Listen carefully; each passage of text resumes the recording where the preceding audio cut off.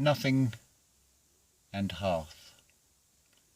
Genesis for the Aquarian Age, Daze 2, Part 3. I'm just going to repeat the question at the end of Part 2. All that was missing was a key to unlock the idea so it may come forth. That key? A voice inside me, in my imagination. Pay particular attention here to what that voice said. And I quote from my own mind. I wonder what it would feel like to actually write a book. I can only imagine, but if I imagine what it feels like, then I may know. End quote. When I say feel, I refer to the internal feeling that I experience rather than thoughts of cramp in the hand, as in writer's cramp. As close as I can make this to a live unfolding, this book, if that is what it ends up as. I have no preconceived plan or structure or content. It just comes as it comes, formed. There is more. Within my mind, with intent and feeling from the heart, I requested that this vessel be guided by source. I of myself have no plan, because I of myself can do nothing. It is source, the operant power working through me. Little I note here. This is what is called remote writing. Yes, I remember, and this is wonderful. End quote. Between little I and ego.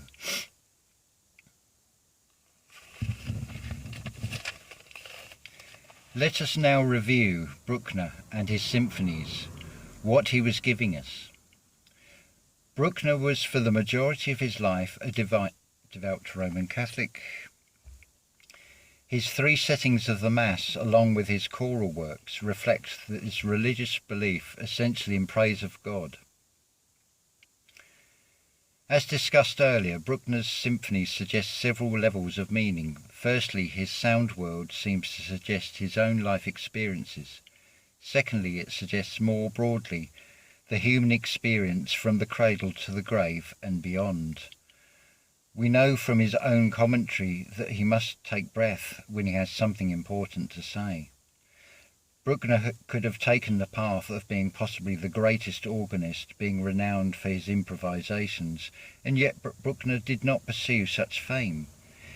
His personal life, his well-documented simplicity of lifestyle, and the fact that he took a far more arduous path in symphonic composition, the rejections and attacks from the leading Viennese music critic, Edward Hanslick, hardly being understood in his lifetime, all point towards there being a calling, a life path that was emerging from at least 1863, when Bruckner was aged 40.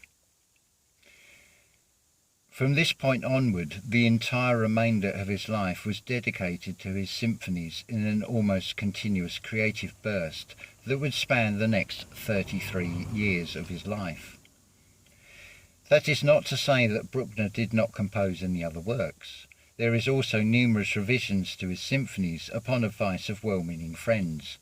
Bruckner was to have the last word here, as he bequeathed his orchestral scores to the Vienna State Library. Ill health was to plague Bruckner, especially in his last 2 years of his life, but this did not prevent him from working on the finale of his 9th Symphony until his dying day. Such dedication further compounds that Bruckner was communicating something of huge importance.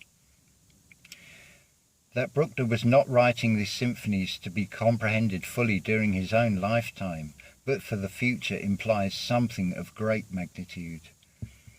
Clearly, from the sensations we feel from music at a soul level, from sounds that are far beyond any words that could be expressed as sung words, together with his devout aspect and this hugely industrious artistic outpouring, not to mention that the 9th Symphony is dedicated to the Almighty, leads me to a single conclusion. That is, Bruckner is conveying to our soul the unseen phenomena, that creative essence, the source as he experienced it within himself. Such is the unseen power that it cannot be described in words any more than words can describe a piece of music. To do so will never succeed what can only be known from the experience of internal feeling. The language that Bruckner employs is sound colour and tone, audible communication from personal feeling of to the receptor, who can then import within and decode as internal feeling. Perhaps this is the most successful externalized human expression to depict and describe source and creation. How successful was Bruckner at this? That is a secret known only to one, you. For it is only you that can know how you truly feel from such an experience. For this to be answer will depend on 1, your desire, in this case to hear the Bruckner symphonies, 2, your action, to make the time and space to listen to them. There are 2 further factors you may need to create for yourself. These 2 factors very much a part of this realm, time and space. Our overview can now be reviewed as we have an expanded perspective in this energy flow. So where I spoke earlier about the 4 points in this line, it now becomes 6. So number 1 is source, number 2 is the idea, number 3 is the creation, number 4 is the performance, number 5 is the reception, and number 6 is the unknown potential. We have seen that there is a source that comes from the nothingness that creates a seed, the idea. From the seed there then comes a creation, first as a non-material form in the mind of a composer. This then becomes material form as a composition, as a music score. But such form, although now manifest in a material form in this realm, is still without life. It is still inanimate. For now I will leave out the intermediary stages. We will come to these later. The performance is that life, or breath, quite figuratively speaking.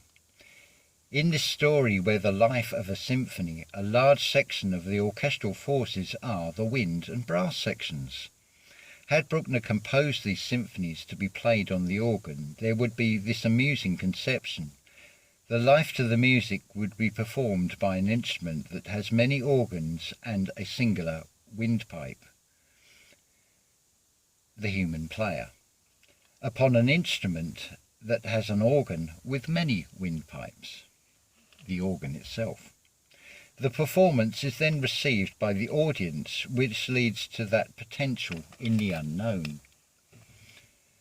So far we have only looked at this sequence in a linear sense. Now though, we can explore the cosmic magic of source in this. From behind the idea is unknown potential, and the outcome through these 6 stages is in itself an unknown potential, in transmuted and yet unseen non-material form that we can see equally, that is, in the mind. In a way it is a time loop. It has gone full circle from unseen potential back to unseen potential. This is natural law, where there is no loss of energy, and all energy is contained with that unseen, comes from and returns to that unseen. What is also amazing is that loop can also do the same unseen to unseen if the reception of the seed only goes as far as idea, creation, or performance. It may gain a lifeless form and languish on a shelf as a musical score. This then is also unknown potential. This can be resurrected at a later time. For example, a name such as J.S. Bach may have been forgotten had it not been for the discovery by Felix Mendelssohn that was to put Bach on the musical map of history. The first aspect, source, of course, runs through and directly to all other aspects. Returning to source in further loops between each of the aspects. This emulates what is shown in a double split experiment, whereas in this experiment the photon was the elemental of the visual. In his music creation process, the elemental here would appear to be sound. In a way, it could be said that the same way the light will change between particle and wave with photons depending on whether observed or not, we can say sound will behave in different ways depending on whether these sounds are heard or not. However, the human ear is not like the eyes in that the ear is picking up on vibrational frequencies. There are keys, notes, tones, pitch and tempo. The sounds detected by the ears are then decoded within, not just the mind, but the body in entirety. So the communication is actually the air or ether element which translates into feeling within us. This is how music can convey the entire range of feelings to which we respond. Our responses will be determined by what we feel from the experience. There is a further level to this communication at a soul level, hence the expression about music lifting your spirits and mood music. We are not, of course, talking about listening to music in the sense of radio broadcast being heard in the background or as mere entertainment. No, this notion is generally to break the silence, as many humans feel uneasy outside of the routine and safety of their comfort zone. Such a misconception, which is only encouraged further by system noise and busyness. This sad state of affairs leaves little or no time to breathe. Increasingly, there has been a progression of noise. That is most evident today in the Western world. Just step into almost any shop or store, retail outlet or eating establishment today and you will hear awful system sounds playing continuously. As I have mentioned earlier, there is a need for balance between sound and silence. This is by design. The system will assault you with superficial, low conscious noise to keep you in low consciousness. This is the explanation as to why the pitch or frequency has been distorted as 440 Hz instead of 432. It is imperfect noise to create a disorder, or to create a new order. This is the opposite of the order that is needed for balance, which you will get with 432 Hz.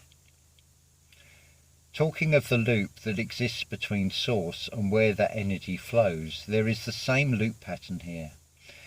That is the loop back, as it were, to those Wagnerian words, "We shall make man whole again through art."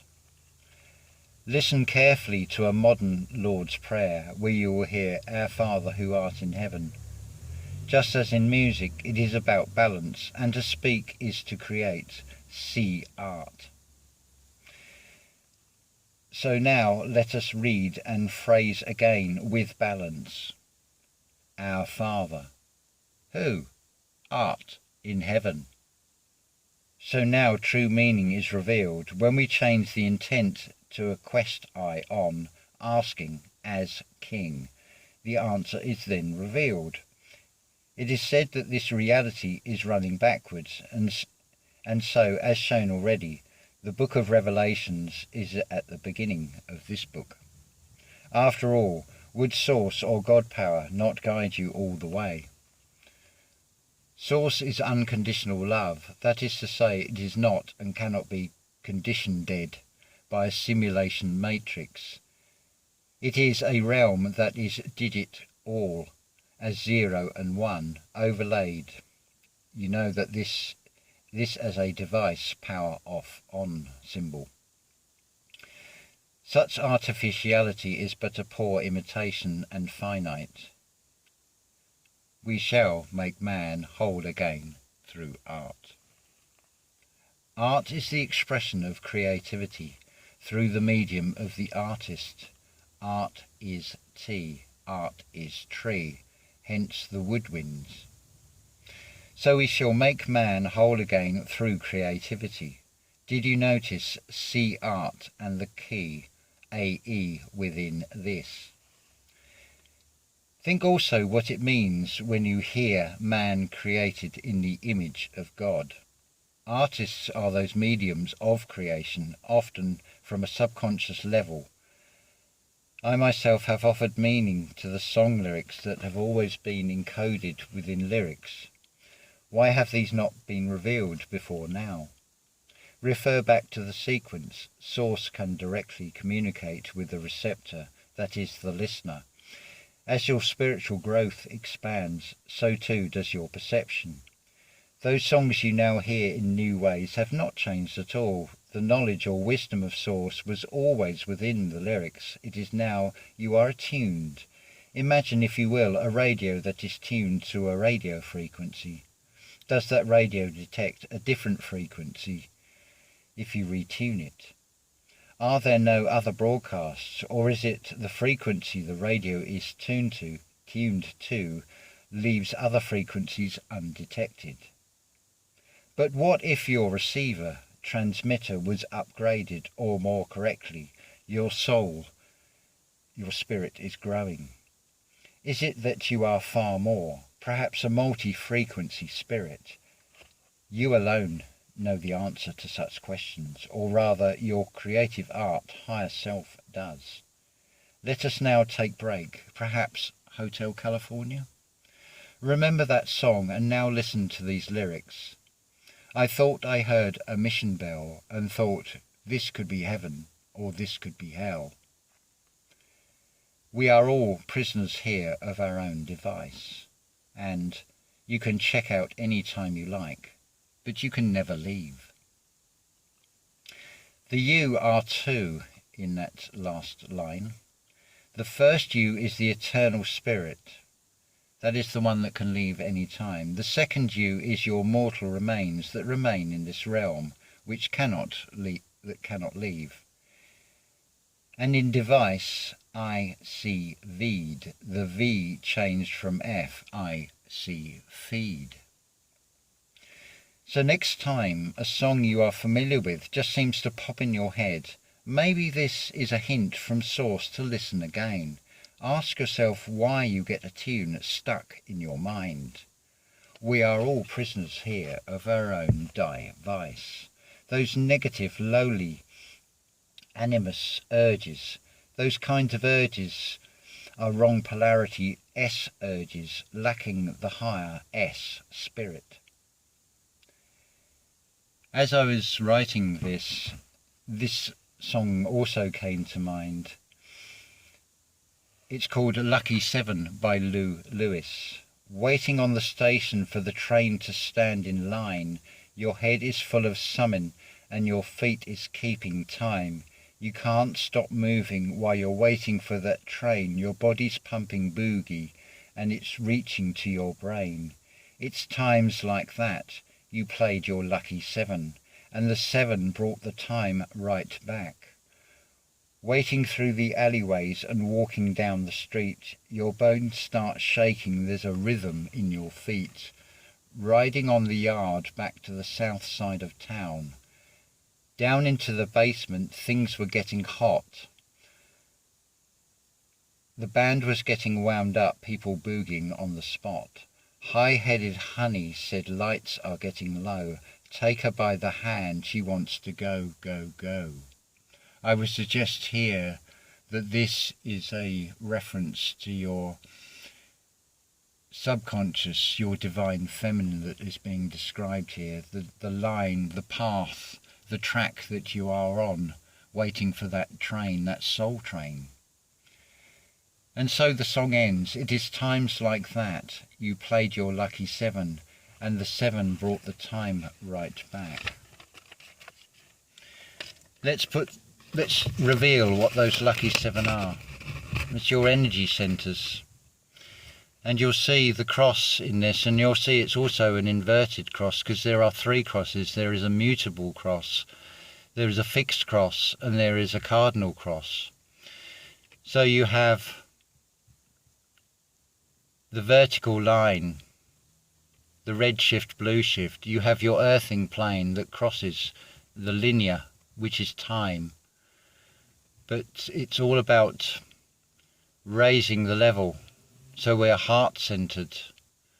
So we are shifting the balance. We are raising humanity to the next level.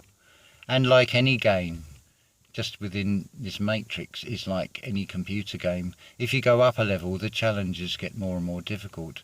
But what a beautiful unfolding this is all becoming. So this is the end of Daze 2 of this genesis for the Aquarian age. And you've got days 7, so you've got 7 days in total. So I hope you are enjoying this, and we'll stick with it and at least see this through to the end, because it is never the end, but it could be a new beginning.